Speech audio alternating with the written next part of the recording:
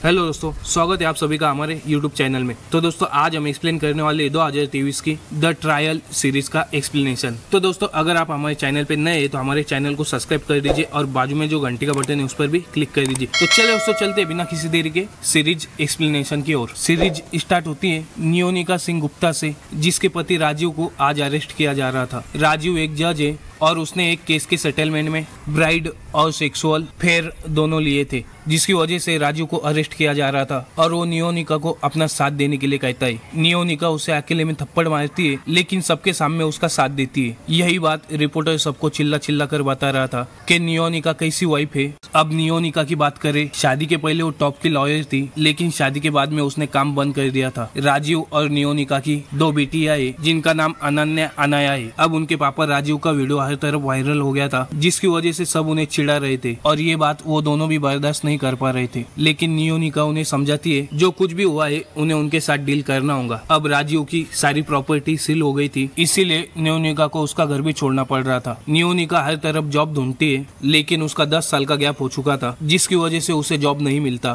तभी हम देखते नियोनिका को विशाल नाम का आदमी बार बार कॉल कर रहा था लेकिन नियोनिका उसका कॉल नहीं उठा रही थी। जिसके बाद नियोनिका अपनी बेटियों को लेकर एक फ्लैट में शिफ्ट हो जाती है। उस फ्लैट को सेट करती है, तभी वहाँ पर इलास आता है। इलास की बात करें तो राजीव का फ्रेंड था और साथ ही एक पॉलिटिकल कंसल्टेंट। इलास चाहता है राजीव जल्द से जल्द बाहर आ जाए। और रही बात राजीव के माँ की, तो वो भी यही चाहती है। वो चाहती है कि नियोनिका राजीव को माफ करे क्योंकि उससे एक छोटी सी गलती हुई है। लेकिन नियोनिका राजीव को इतने आसानी से माफ नहीं करने वाली थी। इलास नियोनिका से कहता है वो चाहे तो उसे जॉब दिला सकता है, लेकिन नियोनिका उससे कोई भी मदद नहीं लेना चाहती थी। इसलिए वो विशाल से कांटेक्ट करती है और विशाल के वहाँ जॉब ज्वाइन कर लेती है। अब विशाल की बात करें तो विशाल नियोनिका का एक्स बॉयफ्रेंड था। जब वो कॉलेज में थे तो वो एक दूसरे को डेट कर रहे थे, लेकिन किसी बात की वजह से उनका ब्रेकअप हो गया। अब विशाल जिस फॉर्म में काम करता है उसमें और दो पार्टनर थे, एक तिमालनी और दूसरा था किशोर। लेकिन किशोर का काम पर ज्यादा ध्यान नहीं था, इसीलिए फॉर्म में सारे काम तिमालिनी और विशाली किया करते थे। लेकिन किशोर के कॉन्टेक्ट बहुत ज्यादा थे, इसीलिए 80% क्लाइंट उनके यहाँ किशोर के वजह से ही उनके यहाँ थे। नियोनिका पहले दिन ऑफिस जाती है और उसकी सबके साथ पहचान हो जाती है। नियोनिका के साथ ही एक धीरज नाम का लड़का भी ज्वाइन हुआ था, पर अब नियोनिका को पता चलता है कि उसकी ये जॉब परमानेंट नहीं है। 6 महीने बाद डिसाइड होगा धीरज या नियोनिका कौन इस जगह पर रुकेगा, क्योंकि उन्हें एक ही कैंडिडेट की जरूरत थी लेकिन उनके पास 2 थे। लेकिन जो भी बेस्ट होगा वो आगे जॉब कंटिन्यू कर सकता है। अब नियोनिका अपने काम पर लग जाती है और मालिनी उसे अपने साथ एक केस के लिए ले जाती है। मालिनी कहती है उसे हाईकोर्ट भी जाना है, इसलिए नियोनिका को वहाँ जाकर जज को थोड़ी देर रोकना होगा। उसके बाद नियोनिका कोर्ट जाती है और जज को मालिनिका का इंतजार करने के लिए कहती है, लेकिन जज का कहना था वो किसी का इंतजार नहीं कर सकते। जज कहते हैं नियोनिका ने अभी कुछ नहीं किया तो उनके क्लाइंट को बेल नहीं मिलेंगी। ये सुनकर नियोनिका डर जाती है और फटाफट केस पढ़ने लगती है। एक्चुअली ये केस क्रिकेटर मोहित का था। मोहित ने ज्यादा मेडिसिन ले ली थी और ओवरडोज की वजह से उसकी मौत हो गई थी और पुलिस ने मोहित की गर्लफ्रेंड जूही को अरेस्ट कर लिया था, क्योंकि उनका कहना था क्योंकि जूही ने ही मोहित को वो टैबलेट दी थी। लेकिन नियोनिका जज से कहती है जूही पहले ही 1 हफ्ता कस्टडी में रह चुकी है और उसके खिलाफ कोई खास सबूत भी नहीं है, इसीलिए उसे बेल मिलनी चाहिए। जिसके बाद जूही को बेल मिल जाती है। इससे जूही काफी ज्यादा खुश थी, इसलिए वो चाहती है कि नियोनिका ही उसका केस लड़े। जब मालिनी को ये बात पता चलती है तो उसे ये बात पसंद नहीं आती, क्योंकि उसे लगता है अगर ऐसा ही होता रहा तो एक दिन नियोनिका उसकी जगह ले लेंगी। इसलिए मालिनी धीरज को ज्यादा सपोर्ट कर रही थी और विशाल नियोनिका को। अब नियोनिका की मुलाकात सना से होती है, जो नियोनिका को सबूत ढूंढने में मदद करने वाली थी। जिसके बाद नियोनिका और सना जाकर जूही से मिलते हैं और जूही उन्हें सब कुछ सच बता देती है। एक्चुअली जूही मोहित के बारे में एक बात छुपा रही थी, जो कि मोहित मैच से पहले सप्लीमेंट लिया करता था और ये सप्लीमेंट उसे उसके कोच दिया करते थे और उसी ओवरडोज की वजह से उसकी मौत हुई थी। पहले जूही नहीं चाहती थी कि मोहित की ये सब कुछ बातें बाहर आ जाए और उसकी बदनामी हो, लेकिन नियोनिका कहती है अगर ये सब कुछ बाहर नहीं आया तो जूही जेल में चली जाएंगी। जिसके बाद जूही मान जाती है। जिसके बाद नियोनिका उस कोच से पूछताछ करती है और कोच सब कुछ सच सच बता देता है, जिसकी वजह से जूही को क्लीन चिट मिल जाती है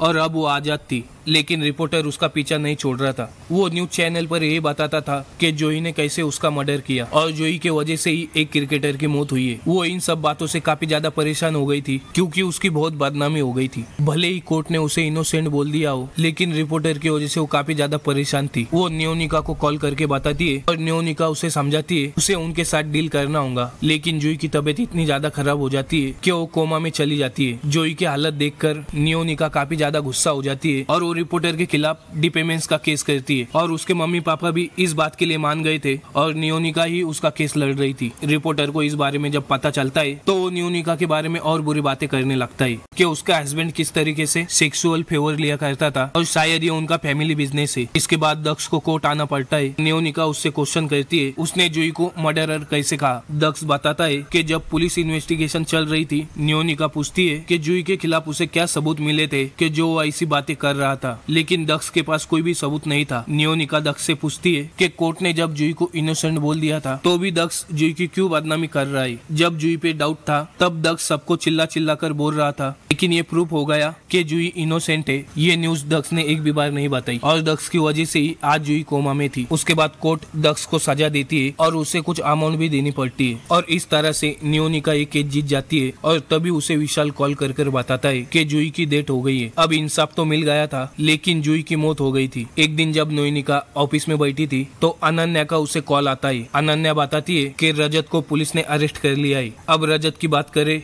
रजत नियोनिका के निबर में रहता था और रजत नियोनिका के लिए अपने बेटे जैसा था और ये बात सुनते ही नियोनिका जाकर रजत से मिलती है। रजत पर मर्डर के चार्जेस लगे थे। नियोनिका रजत से पूछती है जो कुछ भी हुआ है वो उसे सच सच बता दे। तब रजत बताता है कि स्कूल में उसका और उसके फ्रेंड का मोबाइल प्रिंसिपल ने ले लिया था, इसीलिए स्कूल बंद होने के बाद रजत और उसका फ्रेंड छुपकर प्रिंसिपल के रूम में गए थे ताकि वो अपना मोबाइल ले सके। लेकिन तभी वहाँ पर चौकीदार आ गया जिसे देखकर रजत वहाँ से भाग गया। तरुण और चौकीदार वहाँ पर अकेले थे और उसके बाद रजत को पता चला कि चौकीदार का मर्डर हो चुका है और उसका ब्लेम रजत पर था। और तभी वहाँ पर रजत के पेरेंट्स आते हैं और नियोनिका उनसे रिक्वेस्ट करती है कि वो रजत की केस उसे दे क्योंकि रजत नियोनिका के साथ काफी कंफर्टेबल था। रजत की माँ मान जाती है। नियोनिका डिसाइड करती है कि वो रजत की केस धीरज को देंगी क्योंकि रजत उसके लिए उसके बेटे जैसा था, इसीलिए वो इमोशनल भी हो सकती है। जिसके बाद नियोनिका और धीरज और सना मिलकर इस केस पर काम करते हैं। एक्चुअली रजत के फ्रेंड तरुण ने बयान दिया था कि वो दोनों छुपकर प्रिंसिपल के ऑफिस में घुसने वाले थे, लेकिन तभी रजत अंदर चला गया और तरुण लॉन में ही खड़ा था। तभी वहाँ पर चौकीदार आ गया और रजत ने चौकीदार को धक्का दे दिया जिसकी वजह से उसकी मौत हो गई। तरुण कहता है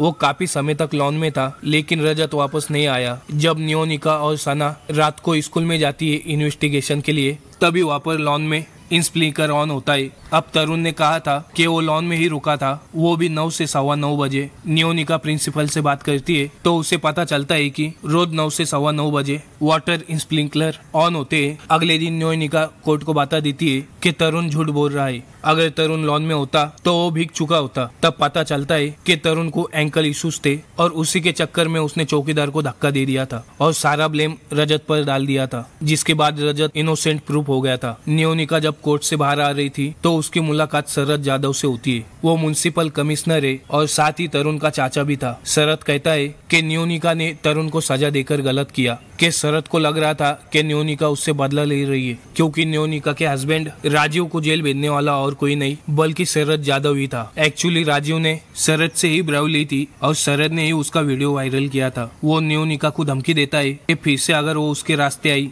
कि उसके पति की और भी वीडियोस उसके पास है। इसे सुनने के बाद नियोनिका काफी ज्यादा हर्ट होती है लेकिन वो उससे डरती नहीं है। जिसके बाद वो राजीव से मिलने जाती है और राजीव उससे माफी मांग रहा था लेकिन नियोनिका कहती है कि वो उसे माफ नहीं कर सकती। अब नियोनिका पर काम का प्रेशर ज्यादा था इसीलिए वो घर का ध्यान ठीक से नहीं रख पा रही थी। उसकी सास उसे बार बार टोन मारती कि उसका घर पर बिल्कुल भी ध्यान नहीं है और उसका ये कहना था कि नियोनिका ने अपनी बेटियों को इतना फ्रीडम नहीं देना चाहिए, लेकिन नियोनिका उनकी बातों पर ज्यादा ध्यान नहीं देती। लेकिन उसकी सास नियोनिका को बिना बताए वो उसकी बेटियों को राजीव से मिलने ले जाती है और वहाँ राजीव को बताती है नियोनिका आजकल विशाल के साथ बहुत ही ज्यादा बिजी होती है जिसकी वजह से उसका घर पर बिल्कुल भी ध्यान नहीं है। जब नियोनिका को पता चलता है कि उसकी सास बिना उससे बताए बच्चों को लेकर जेल गई थी तो वो उन पर काफी ज्यादा गुस्सा होती है। एक दिन जब नियोनिका ऑफिस में काम कर रही थी तभी वहाँ पर किशोर आता है। अब किशोर की मालिनी के साथ दोस्ती तो अच्छी थी लेकिन विशाल के साथ उसकी ज्यादा नहीं बनती। साथ ही किशोर बिल्कुल भी फर्म के काम में ध्यान नहीं देता। इसकी वजह से उनके इन्वेस्टर भी दिन से दिन कम हो रहे थे और उनके फर्म को फंड्स कम आ रहे थे और इसीलिए विशाल ने कुछ इन्वेस्टर से बात की थी। ये बात किशोर को पसंद नहीं आती और वो अपनी पार्टनरशिप कैंसिल करके चला जाता है। जाते वक्त किशोर वहाँ वहाँ के स्टाफ को ऑप्शन देता है या तो किशोर के साथ चले या फिर इनके साथ रहे, लेकिन न्योनिका विशाल और मालिनी के साथ रुकती है। अब किशोर की जाने की वजह से उनके फंड्स और भी ज्यादा कम हो चुके थे, क्योंकि उनके पास क्लाइंट्स आते थे वो 80% किशोर की वजह से ही आते थे। अब उन्हें केस सॉल्व करने के साथ साथ क्लाइंट्स भी लाने थे। सब लोग अपने काम में लग जाते हैं। तभी वहाँ पर एक केस आता है। एक्चुअली एक कंस्ट्रक्शन साइट पर एक मशीन क्रैच हो गई थी, जिसकी वजह से 3 मजदूरों की जान गई थी और उनकी वाइफ चाहती है कि वो बिल्डर उनसे माफी मांगे, लेकिन बिल्डर का कहना था कि वो माफी नहीं मांगेगा और सभी को 1 लाख रुपए देगा। जिसके बाद न्योनिका और विशाल इस केस पर काम करने लगते और उन्हें कुछ प्रूफ मिलते। एक्चुअली उस बिल्डर ने एक और बिल्डिंग के साथ भी ऐसा ही किया था। वहाँ पर भी एक्सीडेंट हुआ था, लेकिन बिल्डर ने पैसे देकर सबका मुंह बंद कर दिया था। ये सब देखकर विशाल न्योनिका से कहता है कि उन्हें आउट ऑफ सेटलमेंट करनी होंगी। इसके बाद वो लोग सामने वाले लॉयर से बात करते। उसे सारे मजदूर के वाइफ को 5 लाख रुपए देने होंगे और उन्हें साथ में एक फ्लैट भी देना होगा। अगर उन्होंने ऐसा नहीं किया तो सारे प्रूफ कोर्ट में सबमिट कर देंगे। सामने वाली पार्टी भी इसके लिए मान जाती है और आउट ऑफ कोर्ट सेटलमेंट हो जाती है। और वही राजीव की केस भी चल रही थी और इलियास और लॉयर ट्राई कर रहे थे कि राजीव को बेल मिल जाए और आखिरकार बहुत से जुगाड़ करने के बाद राजीव को बेल मिल जाती है और राजीव वापस घर आ जाता है। राजीव जेल से आने के बाद बहुत ही अच्छा बन रहा था, लेकिन न्योनिका उसे माफ नहीं करती और इस बात के लिए भी न्योनिका की सास उसे ताने दे रही थी। लेकिन राजीव डिसाइड करता है कि वो केस से ज्यादा अब फैमिली पे फोकस करेगा। इसके बाद राजीव बच्चों का भी ठीक से ध्यान रख रहा था। तो वही न्योनिका अपने काम की वजह से विशाल के साथ दूसरे गांव जाने वाली थी, लेकिन राजीव को ये बात पसंद नहीं आती। लेकिन न्योनिका उसके बातों पे ध्यान ना देते हुए विशाल के साथ चली जाती है। एक्चुअली वहाँ पर एक इमरजेंसी केस था जो इंश्योरेंस कंपनी के साथ था। एक्चुअली एक लेडी प्रेग्नेंट थी और उसके बेबी को कुछ प्रॉब्लम था और उसके सर्जरी के लिए पैसों की जरूरत थी, लेकिन इंश्योरेंस वालों का कहना था ये सब कुछ उनके पॉलिसी के अंडर नहीं आता, जिसके ऊपर उनके बीच काफी ज्यादा बहस होती है। लेकिन जज को कुछ टाइम चाहिए था, लेकिन इस केस में बहुत ज्यादा इमरजेंसी थी, इसीलिए जज डिसाइड करते हैं कल दोपहर 12 बजे इसका जवाब देंगे। जब रात को न्योनिका और विशाल केस की स्टडी कर रहे थे, तब विशाल न्योनिका से कहता है उसे ब्रेकअप करना नहीं चाहिए था। एक्चुअली विशाल क्योंकि वो न्योनिका से अभी भी बहुत प्यार करता है और वो उसे किस करने लगता है, लेकिन न्योनिका उसे रोककर वहाँ से चली जाती है। अगले दिन केस स्टार्ट होता है और तभी ऑपोजिट लॉयर कहती है इंश्योरेंस कंपनी वाले ये क्लेम पास नहीं कर सकते, क्योंकि ये इंश्योरेंस हस्बैंड और वाइफ दोनों के नाम पर था, जिसमें हस्बैंड ने कहा था वो स्मोकिंग नहीं करता, लेकिन एक बार जब वो मसूरी गया था तब उसने स्मोकिंग किया था और वो फोटो ऑपोजिशन लॉयर के पास अवेलेबल थी। वो कहती है कि हस्बैंड ने स्मोकिंग की है और उसने झूठ बोला है, इसलिए वो क्लेम पास नहीं कर सकते। अब इसकी वजह से जज भी यही फैसला लेता है इंश्योरेंस वाले ये क्लेम पास नहीं कर सकते। लेकिन वो कपल काफी ज्यादा मुश्किल में था और विशाल उसकी मदद करना चाहता है। तब मालिनी विशाल को सजेस्ट करती है कि उसे राजीव से बात करनी चाहिए, क्योंकि वो उस हेल्थ कंपनी के सीईओ के साथ राजीव की काफी अच्छी पहचान थी। अब विशाल पहले राजीव से मदद तो नहीं लेना चाहता था, लेकिन उसके पास कोई भी ऑप्शन नहीं था, इसीलिए वो राजीव से हेल्प मांगता है और राजीव उसकी हेल्प कर देता है। उसके बाद उस कपल का क्लेम पास हो जाता है और उस बेबी की सर्जरी हो जाती है। अब ये देखकर न्योनिका राजीव से काफी ज्यादा खुश थी, लेकिन वो राजीव को अभी भी माफ नहीं कर पा रही थी और वही इलाज पूरी कोशिश कर रहा था वो राजीव को इस केस से बाहर निकाल सके। इसलिए वो उस लड़की के पास जाता है जिसके साथ राजीव का वीडियो वायरल हुआ था। वो उस लड़की को धमकी देता है और उसे अपना मुंह बंद करने के लिए कहता है और वो लड़की भी डरकर मान जाती है। लेकिन राजीव के लॉयर को एक फैमिली इमरजेंसी की वजह से केस छोड़ना पड़ता है और राजीव के पास कोई लॉयर नहीं था। वो ये बात न्योनिका को बताता है और न्योनिका उसे अपने फर्म ले जाती है और विशाल डिसाइड करता है कि वो खुद राजीव का केस लड़ेगा, क्योंकि एक दिन न्योनिका जब घर पर काम कर रही थी भी वहाँ पर इलियास आता है। इलियास न्योनिका से कहता है कि उन्हें राजीव को इस केस से बाहर निकालना होगा ताकि वो अपना पॉलिटिकल करियर स्टार्ट कर सकता है। ये सुनकर न्योनिका इलियास को डांटती है राजीव को पॉलिटिक्स में नहीं आना चाहिए, क्योंकि राजीव एक करप्ट इंसान है और अगर वो पॉलिटिक्स में आ गया तो वो अपनी पावर का मिसयूज करेगा। और इलियास भी इसके लिए मान जाता है, लेकिन वो न्योनिका से कहता है कि एटलीस्ट उन्हें ये प्रूव करना होगा कि राजीव इनोसेंट है और न्योनिका भी इसके लिए मान जाती है ताकि उसके बच्चे खुश रहे। उसके बाद न्योनिका और इलियास मिलकर उन 2 गवाहों के पास जाते जो राजीव के खिलाफ गवाही देने वाले थे। एक्चुअली वो गवाह शरद के आदमी थे और उन्होंने राजीव को फंसाया था और दूसरी गवाह थी सना, जो राजीव के ऑफिस में पहले काम किया करती थी, इसीलिए उसे पता था कि राजीव ने किससे कितनी रिश्वत ली है। न्योनिका को लग रहा था कि सना उसकी हेल्प करेंगी, लेकिन सना ने शरद को धमकी दी थी, जिसकी वजह से वो न्योनिका का साथ नहीं देती। अब न्योनिका और इलियास मिलकर एक गवाह को काफी सारे पैसे दे देते और वो इंडिया छोड़कर भाग जाता है। जब राजीव का केस चल रहा था तो उसके खिलाफ कोई भी प्रूफ नहीं था कि उसने ब्राइब लिया है। अब पहला गवाह नहीं आता है, इसलिए सना भी न्योनिका का साथ देती है। वो कोर्ट में कहती है राजीव ने उसके सामने कभी भी रिश्वत नहीं ली, अब उस लड़की को बुलाया जाता है जिसका वीडियो राजीव के साथ वायरल हो गया था। लेकिन वो लड़की बताती है वो एक कॉल गर्ल थी और राजीव ने इसके लिए उसे पे किया था। अब ये सब सुनने के बाद कोर्ट डिसाइड करता है राजीव ने ना कोई ब्राइब लिया था, ना ही सेक्सुअल फेवर। इसके लिए राजीव को क्लीन चिट मिलती है और वो अब फिर से अपना काम शुरू कर सकता है। लेकिन वही विशाल इस बात से काफी ज्यादा नाराज था। वो न्योनिका से कहता है वो अभी भी उससे प्यार करता है, लेकिन न्योनिका बताती है कि उसकी फैमिली है और वो इसके बारे में कभी सोच भी नहीं सकती। तब राजीव न्योनिका से कहता है उसे एक और बार राजीव का साथ देना होगा। वो न्योनिका को बताता है वो एक प्रेस कॉन्फ्रेंस करना चाहता है जहाँ पर वो सबको बताएगा कि उसने कोई गलत काम नहीं किया और वो न्योनिका से भी माफी मांगेगा। न्योनिका कहती है कि उसे ये सब कुछ नहीं चाहिए क्योंकि वो नहीं चाहती और भी उनके फैमिली के बारे में चर्चे हो। राजीव उसे इमोशनल करके माना लेता है। जब राजीव की प्रेस कॉन्फ्रेंस चल रही थी तो फिर से विशाल का न्योनिका को कॉल आता है और वो बताता है कि वो न्योनिका से प्यार करता है और वो उसके बगैर नहीं रह सकता। न्योनिका कहती है कि वो प्यार व्यार को नहीं समझती, अगर उससे आगे का कोई प्लान है तो वो बात कर सकता है। विशाल तो पहले नहीं समझता, लेकिन न्योनिका कहना चाहती थी कि उसके 2 बच्चे और अगर विशाल उसे अपने 2 बच्चों के साथ एक्सेप्ट करता है और अगर उसके साथ शादी करने के लिए तैयार है तो न्योनिका उसके बारे में सोच सकती है। विशाल को जैसे ये समझ आता है तो वो न्योनिका को कॉल करने लगता है। तब तक राजीव उसे स्टेज पर बुला लेता है, इसलिए न्योनिका स्टेज पर जाते हुए अपना मोबाइल इलियास के हाथ में दे जाती है। तभी विशाल उसे कॉल करने लगता है तो वो कॉल नहीं उठाती तो वो उसे मैसेज भेजता है जिसमें उसने कहा था कि वो न्योनिका से बहुत प्यार करता है और वो उसे उसके बेटियों के साथ अपनाने के लिए तैयार है